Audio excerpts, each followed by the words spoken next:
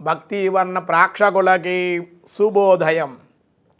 30/4/2024 స్వస్తి శ్రీ చాంద్రమాన శ్రీ క్రోధినామ సంవత్సరం ఉత్తరాయణం వసంత ఋతువు చైత్రమాసం కృష్ణపక్ష సప్తమి మంగళవారం. సప్తమి రాత్రి 2:49 వరకు, ఉత్తరాషాఢ నక్షత్ర రాత్రి 1:36 వరకు, వర్జ్యం ఉదయం 10:07 నుండి 11:40 వరకు, తెల్లవారుజామున కూడా రాత్రి కూడా వర్జ్యం 3 గంటల నుండి 5:25 వరకు, దుర్ముహూర్తం ఉదయం 8:09 నుండి 9 వరకు కూడా దుర్ముహూర్తాలు, రాత్రి కూడా 10:47 11:33 వరకు దుర్ముహూర్తాలు, సూర్యోదయం 5:39, సూర్యాస్తమయం 6:14, అమృతగడి రాత్రి 7:25 నుండి 8:57 వరకు, రాహుకాలం ఈరోజు మధ్యాహ్నం 3 గంటల నుండి 4:30 వరకు రాహుకాలం. మంగళవారం కావడం వల్ల ఈరోజు శుభ సమయం లేదు. సాధ్యాయోగం రాత్రి 8:14, విష్టి రాత్రి 1:52, భవ రాత్రి 2:49 వరకు కూడా ఉంది. సప్తమి మంగళవారం కాబట్టి సాధారణమైన వ్యవహారాలకి అనుకూలం ఈరోజు. అంతేకాదు దినారంభ చక్రాన్ని బట్టి మేష, వృషభ, మిథున, కర్కాటక రాశి వారికి అనుకూలంగా ఉంది. సింహ, కన్య, తుల, వృశ్చిక రాశి వారి మిశ్రమంగా ఉంది. ధనస్సు, మకర, కుంభ, మీనరాశుల వారికి కూడా ఈరోజు మిశ్రమంగానే ఉంది అని చెప్పడం జరుగుతుంది. భగవద్గీతలో చివరి శ్లోకాలు 2 ఉన్నాయి. ఆ 2 చెప్పుకుంటే ఈరోజు భగవద్గీత మన ఈ 6 నెలలో 7 నెలల మట్టో 8 నెలల మట్టో చెబుతూ ఉన్నాం. ఈ రోజుతో 18 అధ్యాయాలు కూడా పూర్తయిపోతాయి కాబట్టి అవి కృష్ణ పరమాత్మ ఇంకా ఏం చెప్పారు, ఆ గీతామహత్యం ఏమిటనే విషయాలు తెలియజేద్దాం.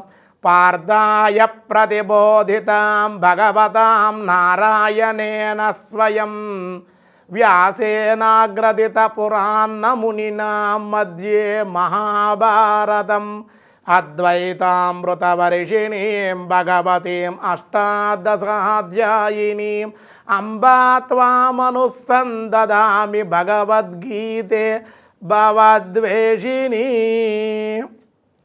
తత్తు సంస్కృత్య రూపమద్భుతం హరేః విస్మయో మే మహాన్ రాజాన్ వృష్యామించ పునః పునః. ఏమయ్యా, నిరంతరము కూడా తనను స్మరించిన వారి పాపాలు హరించేటువంటి వాడు హరిహరి. ఓ రాజా, అత్యంత విలక్షణము, పరమాద్భుతము, అపురూపము అయినటువంటి ఆ శ్రీహరి రూపమును పదే పదే స్మరించుచు నేను పొందుచున్న సంభ్రమాశ్చర్యములకు అవధులు లేవు. తద్భావమున మరలా రోమహర్షము, మనోల్లాసము, పులకిత గాత్రుడును అగుచున్నాను అని ఆనందాన్ని వ్యక్తం చేశాడు. అంతేకాదయ్యా, ఇది వినటం వల్ల, ఈ భగవద్గీత వినటం వల్ల ఏం ఫలితం కలుగుతుంది, ఎక్కడ విజయం ఉంటుంది అంటే కనుక యత్ర యోగీశ్వర కృష్ణో యత్ర పార్థో ధనుర్ధరః తత్ర శ్రీ విజయోర్భూతి ధ్రువానీతిర్మతిర్మమ. యత్ర యోగీశ్వర కృష్ణ, ఎక్కడ యోగీశ్వరుడైన కృష్ణుడు ఉంటాడో తత్ర ప్రార్థ ధనుర్ధరః, ధనుర్ధారి అయినటు అర్జునుడు అక్కడే ఉంటాడు. ఎక్కడ ధనుర్ధారం ధరించిన అర్జునుడు ఉంటాడో తత్ర శ్రీ విజయోర్భూతి ధ్రువాని తిర్మతిర్మమ, అక్కడ కృష్ణుడు ఉంటాడు. అంటే అందుకే చాలామంది చూడండి, అర్జునుడు కృష్ణుడు రథం మీద ఉంటే ఫోటోలు ఇంట్లో ఉండకూడదు అంటారు. ఎందుకు ఉండకూడదు? ఎక్కడ కృష్ణుడు అర్జునుడు ఉంటాడు అక్కడ విజయం ఉంటుందని చెప్పారు పూర్వీకులు పెట్టేవారు. ఇప్పుడు వాళ్ళందరికీ భయం. ఇలాంటివి పెట్టరు. చైనా వాళ్ళు, ఇతర దేశాల వాళ్ళు అయితే ఈ లాఫింగ్ బొమ్మలు, ఈ బొమ్మలు, ఆ బొమ్మలో పెడతారు. కానీ కృష్ణుడు ఫోటో ఇంట్లో ఉండాలి, కృష్ణార్జున ఫోటో ఉండాలి. భగవద్గీత ఇంట్లో, మన గ్రంథాలు ఎప్పుడూ కూడా ఇంట్లో ఉండాలి, పూజింపబడుతూ ఉండాలి. పూజ చేస్తే చదవాలనే కోరిక, చదవగల శక్తి స్వామిస్తాడు.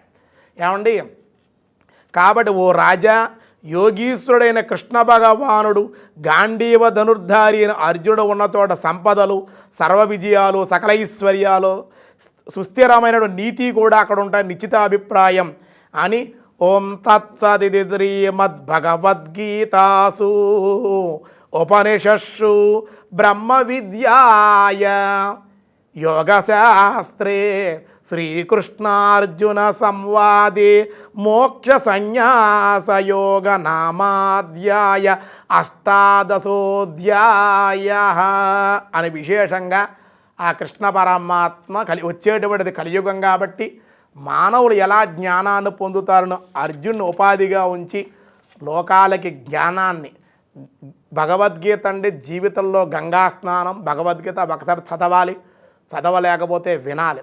ఎందుకంటే భక్తి తెలుగు ఉన్నవాళ్ళు, అలాగే మన భారతీయులు ఇతర దేశాల్లో ఉండేటువంటి వాళ్ళు గురువుగారిచే చెప్పించండి అంటే వాళ్ళు నాకు చాలా ఇబ్బంది ఉండేవాడు. నేను పూజల గది వెళ్తే బ్రహ్మోత్సవాలు కార్యక్రమాలు తిరుగుతూ ఉంటాను అనేక రాష్ట్రాలంటే కూడా, లేదు గురువుగారు 1-2 శ్లోకాలైనా చెప్పండి రోజు అని భక్తుల కోరిక మేరకు వాళ్ళు అడిగితే నేను కాదనలేకపోయినందుకు పరమాత్మ యందు భక్తి ప్రేమ నాకు.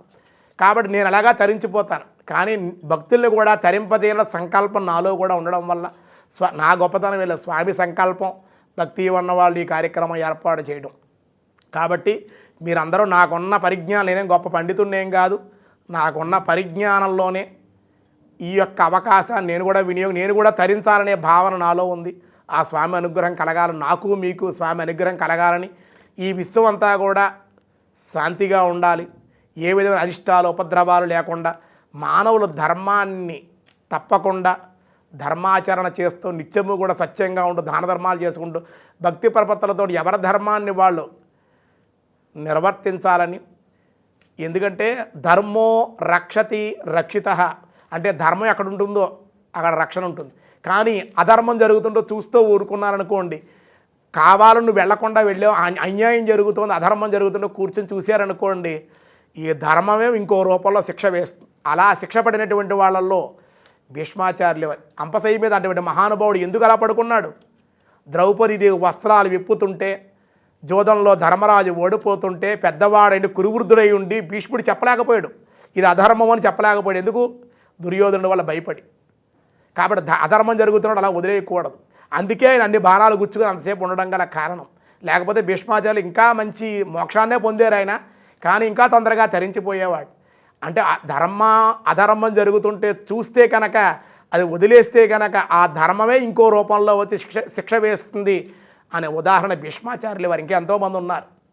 కాబట్టి భక్తివన్ ఈ అవకాశాన్ని నాకు కూడా ఇచ్చింది. మీరందరూ కూడా ఇంతకాలం తరించారు.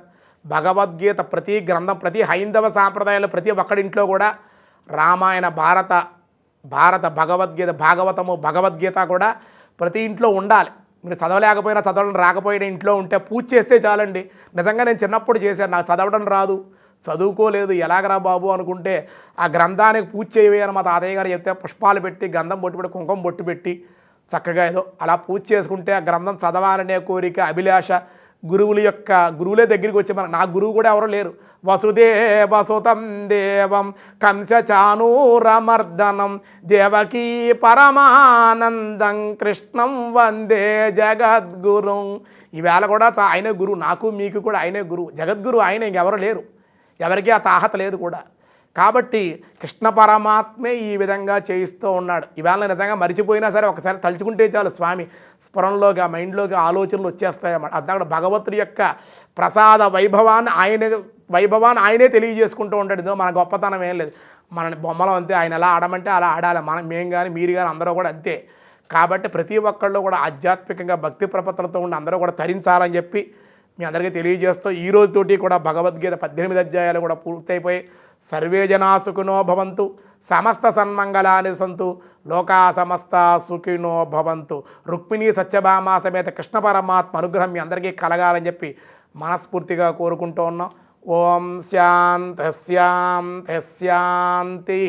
కాళే వర్షతు పర్జన్య పృథివీ సస్యసారిణి దేశోహం క్షోభరహితః బ్రాహ్మణా సంతు నిర్భయః సర్వే జనా సుఖినో భవంతు సమస్త సన్మంగళాని సంతు లోకా సమస్త సుఖినో భవంతు.